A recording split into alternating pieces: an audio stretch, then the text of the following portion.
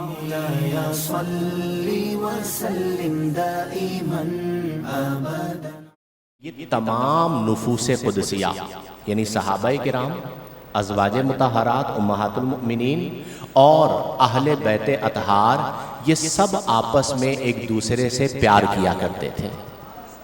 تو جب وہ سب آپس میں ایک دوسرے سے پیار کیا کرتے تھے تو ہمیں کیا ضرورت ہے کہ ہم ان کے درمیان فرق کریں کہ ہم ان کا ذکر نہیں کریں گے، ان کا ذکر کریں گے، یا ان کا ذکر نہیں کریں گے، ان کا ذکر کریں گے۔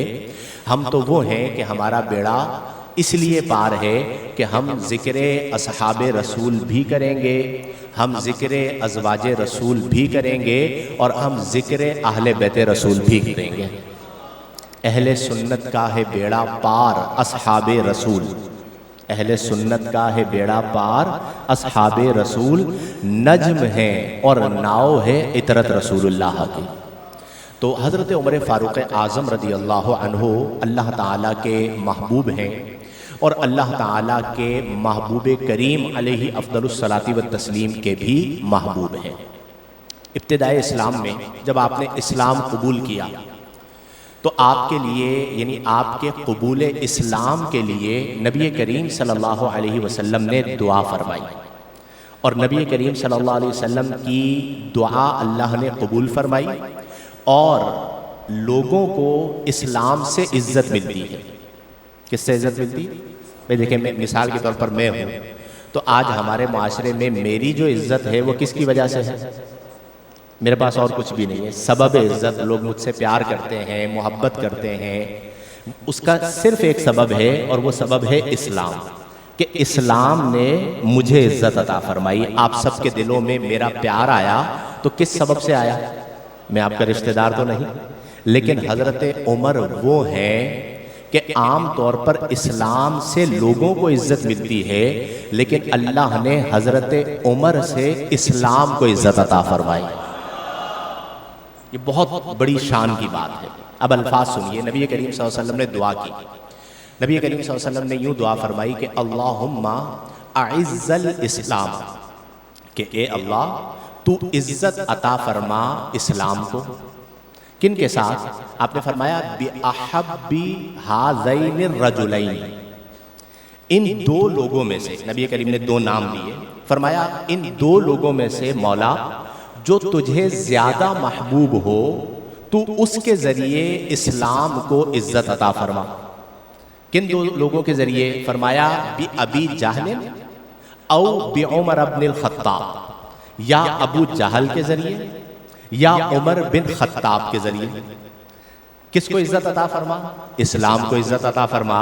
تو جب نبی کریم نے یہ دعا کی تو اس دعا میں ایک بات یہ ہے کہ نبی کریم نے فرمایا کہ مولا جو ان دونوں میں سے تجھے بہت محبوب ہو، ان دونوں میں سے جو تجھے بہت محبوب ہو، اس کے ذریعے اسلام کو عزت عطا فرما۔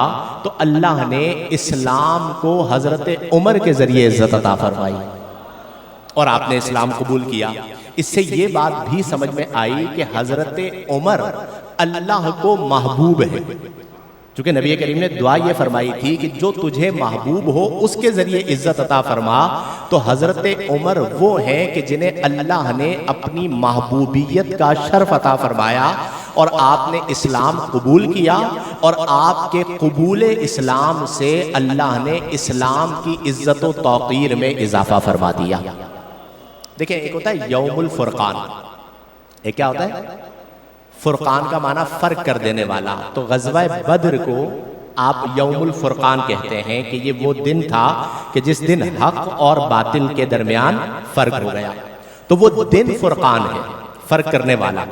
اور حضرت عمر وہ ہیں کہ جنہیں اللہ کے رسول صلی اللہ علیہ وسلم نے لقب فاروق عطا فرمایا، کہ ایک وہ دن تھا بدر کا کہ جب حق اور باطل میں فرق ہوا، اور ایک وہ دن تھا کہ جب حضرت عمر نے اسلام قبول کیا تو آپ کی ذات کو اللہ نے فاروق بنا دیا کہ آپ کی ذات حق اور باطل کے درمیان فرق کرنے والی ہو گئی۔ تو یہ شان اللہ نے آپ کو عطا فرمائی اور آپ نے اسلام کو قبول کیا۔ اسلام پر آپ کے بڑے احسانات ہیں۔ نبی کریم صلی اللہ علیہ وسلم کی مصاحبت رہی، نبی کریم صلی اللہ علیہ وسلم کے قدموں پر آپ نے اپنا سب کچھ قربان کیا اور بالآخر آپ نے جام شہادت کو نوش فرمایا۔ حضرت عمر رضی اللہ عنہ وہ ہیں کہ جن کے لیے نبی کریم صلی اللہ علیہ وآلہ وسلم نے ارشاد فرمایا کہ ان اللہ جعل الحق علی لسان عمر وقلبہ۔ اللہ کے رسول صلی اللہ علیہ وسلم فرماتے ہیں کہ میرا عمر وہ ہے کہ اللہ تعالیٰ نے میرے عمر کی زبان اور دل پر قلب پر حق کو جاری فرما دیا ہے۔ یعنی آپ جو بولتے تھے اور جو آپ سوچتے تھے، اسے اصطلاحاً کہا جاتا ہے موافقات عمر۔ کئی بار ایسا ہوا کہ حضرت عمر نے ایک فیصلہ کیا، وہ حضرت عمر کی رائے تھی، آپ نے سوچا اور آپ کے فیصلے کے موافق اللہ نے قرآن کی آیات کو نازل فرما دیا۔ اس کا مطلب کیا ہوا کہ آپ کی زبان پر حق جاری ہوا کہ جو آپ کی زبان سے نکلا اس کی موافقت میں نزول قرآن ہو گیا اور حکم الہی آ گیا، اور یہ اس بنا پر تھا کہ اللہ تبارک و تعالی نے آپ کے دل پر اور آپ کی زبان پر حق کو جاری فرما دیا۔ اور نبی کریم صلی اللہ علیہ وآلہ وسلم سے جو آپ کا ایک تعلق تھا، جو ایک نسبت تھی، وہ ایک بے مثل و بے مثال نسبت تھی۔ جو آیہ مبارکہ میں نے آپ کے سامنے پڑھی، اس میں اللہ نے فرمایا کہ محمد الرسول اللہ، محمد صلی اللہ علیہ وسلم اللہ کے رسول ہیں، والذین معہ، اور جو محمد صلی اللہ علیہ وسلم کے ساتھ ہیں، صحابہ کا ذکر آ گیا، اشداء علی الکفار، وہ کفار پر شدت کرنے والے ہیں، رحماء بینہم، آپس میں ایک دوسرے سے رحم کرنے والے ہیں، تراہم رکعن سجدن، تو انہیں دیکھے گا وہ کبھی حالت رکوع میں ہوں گے، کبھی حالت سجدہ میں ہوں گے، یبتغون فضلا من اللہ ورضوانا، وہ کسی چیز کے طالب نہیں ہوں گے، وہ اللہ تعالیٰ سے اس کے فضل اور اس کی رضا کے طالب ہوں گے۔ یہاں پر قاضی ثناء اللہ پانی پتی رحمت اللہ تعالیٰ علیہ نے ایک بڑی پیاری بات لکھی کہ یہ قرآن کا اعجاز ہے کہ اس آیت میں اللہ نے اشارتاً چاروں خلفائے راشدین کا ذکر کیا۔ اس آیت میں اللہ نے اشارتاً چاروں خلفائے راشدین کا ذکر کیا۔ وہ کیسے؟ اللہ نے فرمایا والذین معہ، اور جو نبی کریم صلی اللہ علیہ وسلم کے ساتھ ہیں۔ تو آپ فرماتے ہیں کہ یہ جو والذین معہ فرمایا، تو یہاں پر معہ سے مراد ہے حضرت سیدنا صدیق اکبر، کیونکہ جیسی معیت حضرت سیدنا صدیق اکبر کو نبی کریم کی ملی، ویسی معیت کسی اور کو نہیں ملی۔ سفر میں بھی ساتھ، حضر میں بھی ساتھ، گھر میں بھی ساتھ، غار میں بھی ساتھ، اور مزار میں بھی ساتھ۔ تو آپ کی معیت کا ذکر آ گیا کہ والذین معہ، جو ان کی معیت میں ہے تو صدیق اکبر ہے۔ اس کے بعد اللہ نے فرمایا اشداء علی الکفار، کہ وہ کفار پر شدت رکھنے والے ہیں۔ تو چاروں خلفائے راشدین میں اشداء علی الکفار خصوصی طور پر جو صفت ہے وہ کس کی صفت ہے؟ آپ کی تلوار باہر آ جایا کرتی تھی کفار کے سامنے، اور آپ کے دور میں اسلام کو عروج ملا اور ترقی ملی۔ تو اشداء علی الکفار سے مراد اشارہ ہے حضرت عمر فاروق اعظم کی طرف۔ اس کے بعد فرمایا کہ رحماء بینہم، آپس میں رحم کرنے والے ہیں۔ تو آپ فرماتے ہیں کہ رحماء بینہم سے اشارہ ہے حضرت عثمان غنی کی طرف، کیونکہ جب آپ کی سیرت کو آپ پڑھیں تو آپ کی کیفیت اور آپ کی عادت مبارکہ سب کے ساتھ ملاءمت کو اختیار کرنا، لطف کو اختیار کرنا، نرمی کو اختیار کرنا، تو رحماء بینہم سے حضرت عثمان غنی کی طرف اشارہ ہے۔ اور پھر فرمایا کہ تراہم رکعن سجدن، تو یہ جو تراہم رکعن سجدن ہے یہ اشارہ ہے مولائے کائنات کی طرف کہ انہیں جو بھی دیکھا کرتا تھا وہ حالت قیام میں ہوا کرتے تھے، حالت رکوع میں ہوا کرتے تھے، اور حالت سجدہ میں ہوا کرتے تھے۔ تو یہ ایک اشارہ ہے، ورنہ اس سے مراد تمام صحابہ کرام رضی اللہ تعالی عنہم ہیں، اور ان کی کیفیات ہے کہ وہ آپس میں پیار رکھا کرتے تھے، اور کفار سے بسبب کفر جو ہے وہ شدت کو اختیار کیا گیا۔ تو حضرت عمر فاروق اعظم رضی اللہ عنہ کو اللہ نے یہ صفت عطا فرمائی۔ ایک بار ایسا ہوا کہ نبی کریم صلی اللہ علیہ وسلم کے پاس حضرت عمر فاروق اعظم رضی اللہ عنہ حاضر ہوئے. آپ کہتے ہیں کہ جب میں نبی کریم صلی اللہ علیہ وسلم کے پاس آیا تو نبی کریم صلی اللہ علیہ وسلم نے ازار بند باندھ رکھا تھا اور آپ کے جسم اطہر پر اور کوئی کپڑا نہ تھا، اور اللہ کے رسول صلی اللہ علیہ وسلم ایک چٹائی پر تشریف فرما تھے، اور اس چٹائی کے جو نشانات تھے وہ اللہ کے رسول صلی اللہ علیہ وسلم کے جسم اطہر پر پڑ چکے تھے. چٹائی کے نشانات آپ کے جسم اطہر پر ظاہر ہو رہے تھے. حضرت عمر رضی اللہ عنہ کہتے ہیں کہ جب میں نے دیکھا تو ایک کونے پر کچھ جو رکھا ہوا نظر آیا، ایک کونے پر کچھ چمڑے کو جو پکایا جاتا تھا اس کا سامان رکھا نظر آیا، یعنی کل جو اثاثہ تھا وہ جو کہ کچھ دانے تھے، چمڑا تھا، اور ایک چٹائی پر نبی کریم صلی اللہ علیہ وسلم تشریف فرما تھے اور آپ کے جسم پر چٹائی کے نشانات تھے. تو حضرت عمر رضی اللہ عنہ یہ دیکھ کر رونے لگ گئے.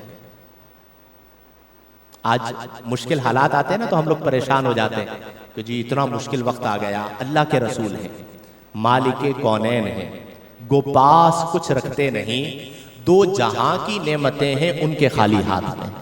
تو حضرت عمر نے جب یہ دیکھا تو حضرت عمر رونے لگ گئے.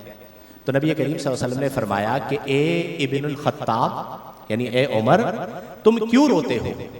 عرض کی یا رسول اللہ صلی اللہ علیہ وسلم، آپ چٹائی پر تشریف فرما ہیں، آپ کے جسم پر چٹائی کے نشانات ہیں، کچھ جو رکھا ہے یہی کل اثاثہ ہے. آپ اللہ کے رسول ہیں، اللہ کے برگزیدہ ہیں، اور ایک طرف قیصر و کسریٰ ہیں جو نہروں میں آسائش کی زندگی، محلات میں آسائش کی زندگی گزار رہے ہیں. اس لیے حضرت عمر رو پڑے. تو نبی کریم صلی اللہ علیہ وسلم نے فرمایا کہ اے عمر، کیا تم اس پر راضی نہیں کہ ہمارے لیے آخرت ہے اور ان کے لیے دنیا ہے؟ تو حضرت عمر رضی اللہ عنہ کو دلاسا ہوا. اس سے ہمیں ایک بات سمجھ میں آئی کہ زندگی میں اگر کبھی مشکل آ بھی جائے تو ہمیں اس مشکل سے گھبرانا، کتنی مشکل آئے گی، جتنی بھی مشکل ہماری زندگی میں آئے نا، ہم سب کی زندگی میں جتنے لوگ اس وقت میرے سامنے موجود ہیں، اس سے کم ہوگی جو ظاہری طور پر مشکلات اللہ کے رسول صلی اللہ علیہ وسلم پر آئے. ہم بعض اوقات حالات سے گھبرا جاتے ہیں. ہم میں سے گنتی کے لوگ ہوں گے جنہوں نے زندگی میں کبھی فاقہ کیا ہو.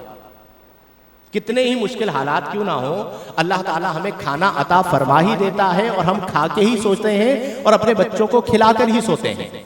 اللہ کے رسول صلی اللہ علیہ وسلم وہ ہیں کہ جنہوں نے اپنی زندگی میں فاقہ فرمایا، اپنے اہل و عیال کو فاقہ کروایا. حسنین کریمین رضی اللہ تعالی عنہما نے اپنی زندگی میں فاقہ کیا. تو اگر زندگی میں کچھ مشکل حالات آ جائیں تو ہمارے پاؤں ڈگمگانے نہیں چاہیے، ہمیں اپنے تعلق کو نبی کریم سے اور مضبوط کرنا چاہیے.